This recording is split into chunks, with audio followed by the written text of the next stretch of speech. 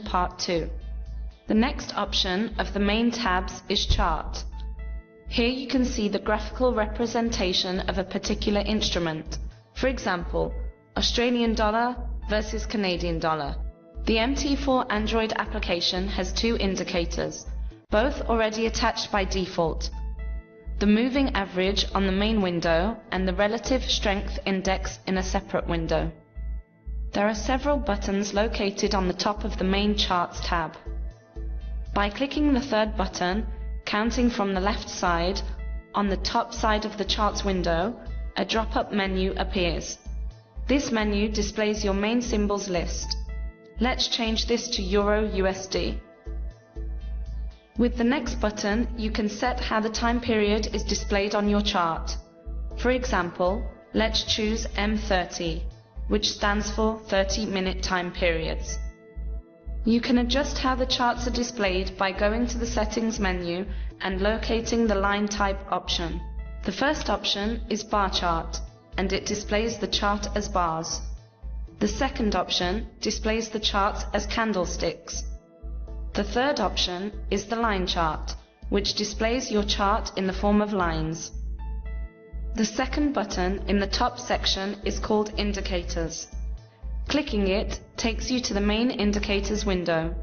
As mentioned before, the XM Android application has moving average and RSI indicators already attached by default. The moving average indicator is displayed on the main chart, while the RSI is displayed in a separate window. Now, let's remove these default indicators. To do this, click and hold on a selected indicator. This will make a mini action window appear. This window gives you the option to either edit or delete the indicator you selected. Let's see how all current indicators can be deleted by clicking Delete. By repeating the same step, you can remove all currently attached indicators. By going back to the main Charts tab, you can see that all the indicators have been successfully removed from the main chart window. On the chart window, you can decide the amount of detail you wish to have displayed. To get a clearer image of the candlesticks, for example, you can use the pinch out function of your Android to zoom in and see the candlesticks in more detail. Now let's have a closer look at the indicator's main window. By clicking on the main indicators icon, you will see a list of various indicators. For example, if you want to add the average directional movement index indicator to your chart, click it once.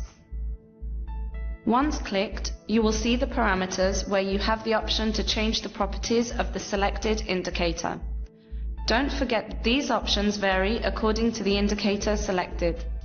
For example, by clicking Styles, which is common for every indicator, you have the option to change the color and the width of the selected indicator's line. Click Done to confirm your selection, and the indicator will be added to the main chart. Remember that some indicators are automatically attached in a separate window inside the Charts tab.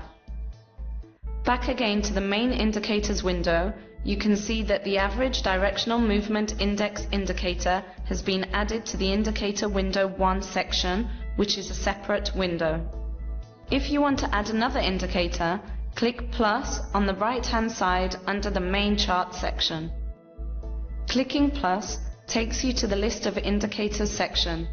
Let's select the Bollinger Bands indicator, for example. After clicking it once, the parameters of this indicator appear.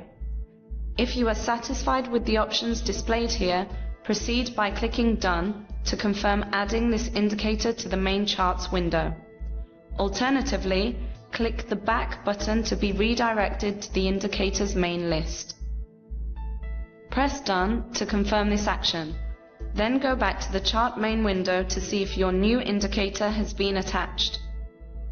The main Quotes tab offers additional options for each instrument.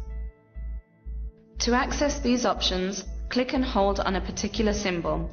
This will make a mini action window appear for the instrument you selected. In our example, this is Euro USD. This mini action window contains several options. At the bottom of the window, you can see the Advanced View Mode button, which switches from Simple to Advanced mode. The Symbol Properties button displays all the information and parameters of the selected instrument. Open Chart redirects you to the main chart window. Last comes the New Order button. There are various methods of placing trades. The first is by clicking and holding down on a specific symbol, in our example Euro-USD, which makes a mini action window appear. Here you can choose New Order at the top of the menu. Pressing it takes you to the New Order window. Here you have several options. By clicking the Instrument Pair tab, a drop-down menu appears with all the available symbols you have currently selected on your main list. The next option is the type of order. By clicking here, another drop-down menu appears. Here you can choose the type of order, market execution, or a specific type of pending order. In our example, we will choose market execution. At the top you can see the volume section. Here you can adjust the volume according to your preferences. Press left or right to change the volume by 0.01 lots or 0.1 lots. To place a market execution order, click either Buy or Sell. Let's choose Sell Order by clicking the Sell button.